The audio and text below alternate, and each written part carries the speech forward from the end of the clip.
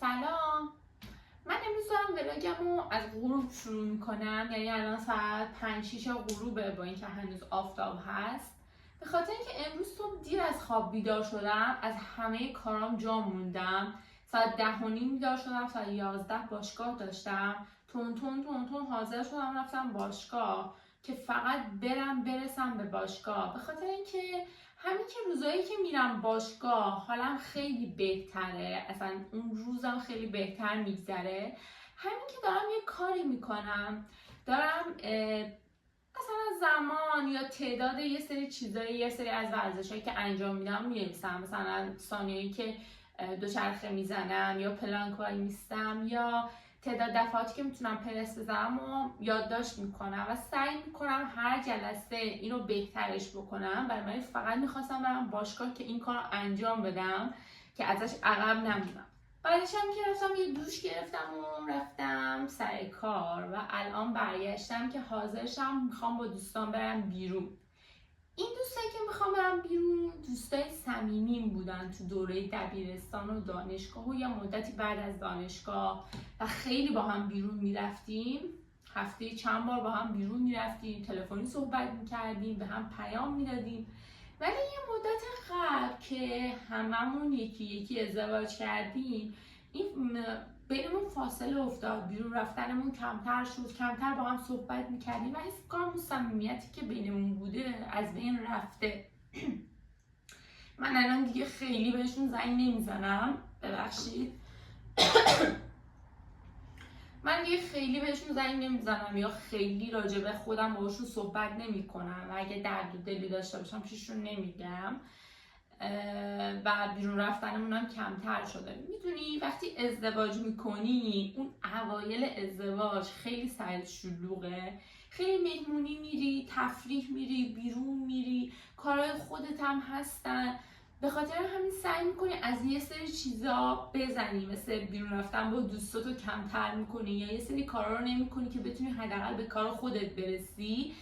واسه همینم من توی اون دوران بین من و دوستام یه مقدار فاصله افتاد و صمیمیتمون کمتر شد و وقتی هم که صمیمیتتون کم میشه، بینتون فاصله میفته، خیلی سخته که بخواید دوباره برگردین به قبل. برای من که اینجوری بوده. من الان داشتم ویدیو ادیت میکردم، بعد قبلش تو پیج دکتر چاوشی یه متنی خوندم که دقیقا همینو میگفت.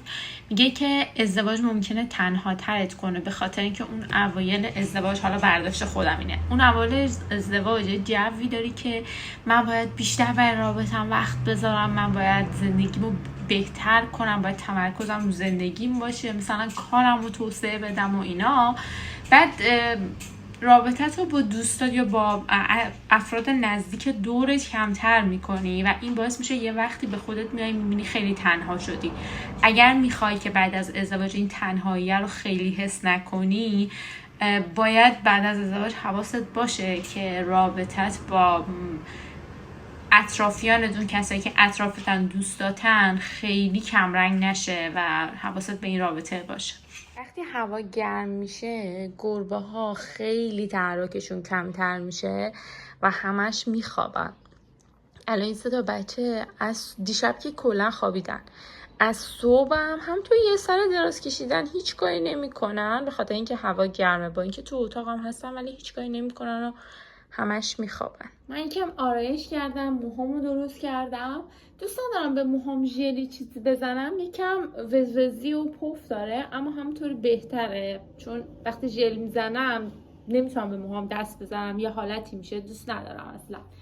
من یه کلاس ثبت نام کردم، یه کارگاه روانشناسی ثبت نام کردم که اسمش تحلیل رفتار متقابل یا TAه که میاد یه نظریه از اریک برن رو بیان میکنه و اون اینه که بذار پنجره رو ببندم. داشتم میگفتم میاد یه نظریه از اریک برن رو بیان میکنه که شخصیت ما داره 3 تا حالته: والد، بالغ و کودک. بعد تو این جلسات میان هر کدوم از اینا رو برامون توضیح میدن و رفتارهایی که داریم رو تحلیل میکنن که الان این حرفی که زدی، این رفتاری که داشتی، این حرکتی که انجام دادی از سمت والدت بوده، از سمت بالغت بوده یا از سمت کودکت بوده. این اشتباهی که تو گذشته کردی از سمت کدومشون بوده، یا توی گذشته کدوم یکی از اینا آسیب دیدن، الان کدوم از اینا تو وجودت پررنگ‌تره، بزرگتره، تصمیمات رو اون میگیره و قراره که یه تعادلی بین این ستا برقرار کنیم که بهمون کمک کنه بتونیم بهتر تصمیم بگیریم تو زندگیمون، بهتر هدفامون رو دنبال کنیم. حالا اینو زیاد مهم نیست چون من تازه 3-4 جلسه رفتم و خیلی مونده، 3 ماه دورش.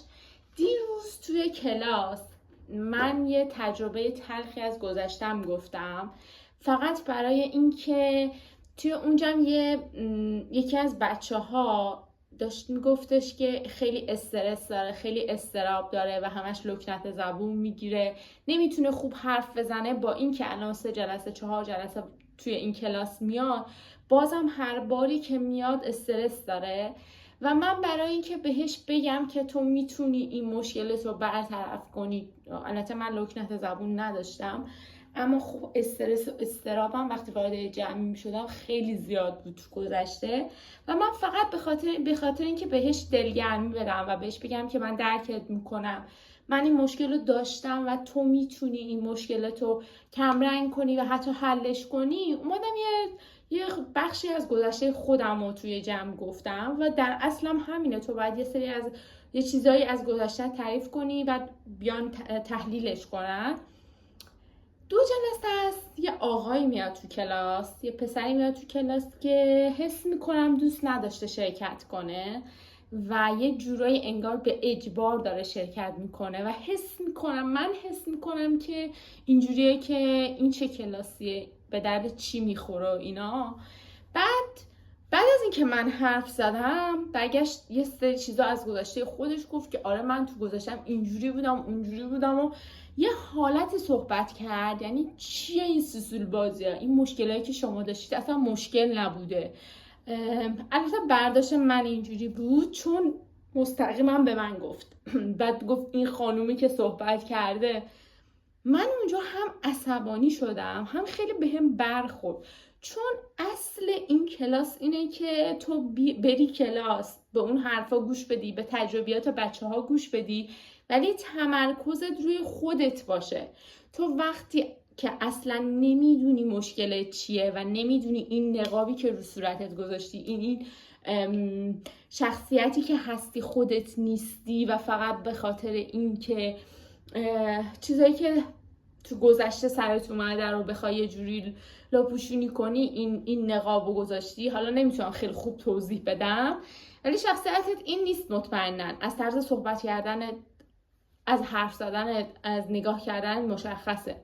و من حس کردم که اون آقا الان این 2 جلسه از هر 2 جلسه هم حرفایی که زد، من حس کردم که نشسته و داره بقیه رو قضاوت میکنه و داره همش راجع به بقیه صحبت میکنه. من هم عصبانی شدم هم خیلی ناراحت شدم و فکر میکنم دلیل این که از دیروز حالم بدم همینه، چون هر وقت که از گذشتم صحبت میکنم حالم بد میشه، اما سعی میکنم آهنگ گوش میدم، حواسمو پرت میکنم و یادم میره. اما از دیروز که از بعد اینکه از جلسه اومدم حالم خیلی بد بود، خیلی عصبانی بودم و چون آخر جلسه بودم تونستم حرف بزنم.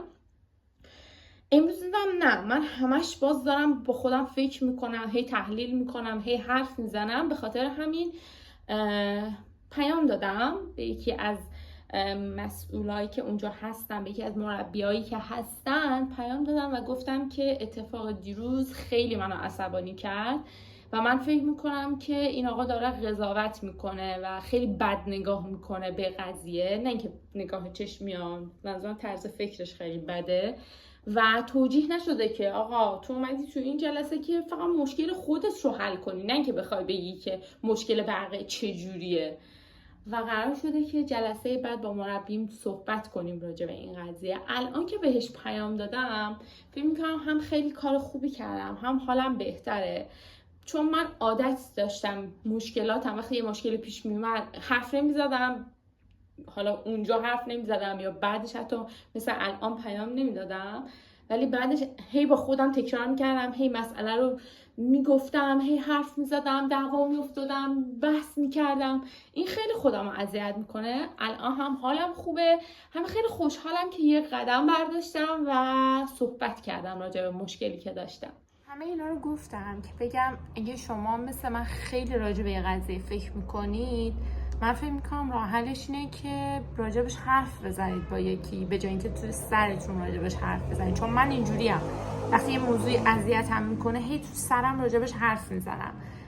الان وقتی بیانش کردم، مشکلمو گفتم به حالا مربی، به اون طرف نتونستم صحبت کنم و اگرم صحبت کنم مطمئنم باز عصبانی میشم چون حرفمو نمیفهمین.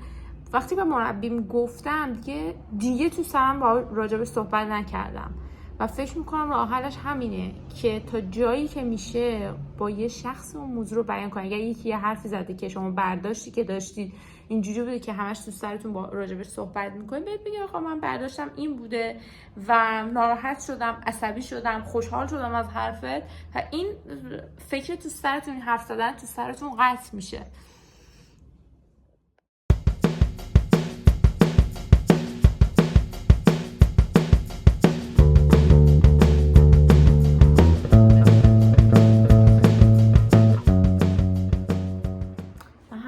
اومدم از پیش دوستان. اگه به هم میگید رفتی دوستات رو دیدی حالت خوب شده، میگم که نه، حتی میتونم بگم حالم بدترم شده.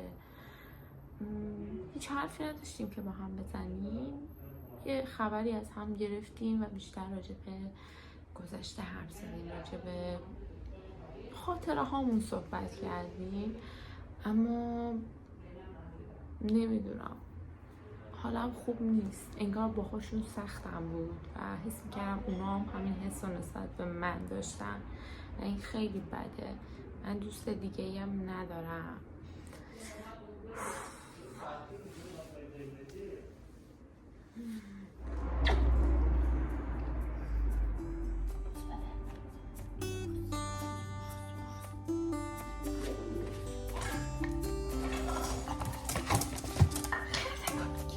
در واقع دوستای من این بچه‌هان. خیلی وقتی که بین من و آدمای اطرافم فاصله افتاده، من تنهاییامو با این وروجکا پر میکنم. نمیدونم خوبه یا نه، مسلما خوب نیست، چون تو به ارتباط با آدما نیاز داری، به حرف زدن باهاشون یا حتی خوشگذرانی باهاشون. من اگه برگردم به گذشته، از رابطم با همون چند تا دونه دوستم بیشتر مراقبت میکنم و نمیذارم فاصله ها بینمون خیلی زیاد بشه.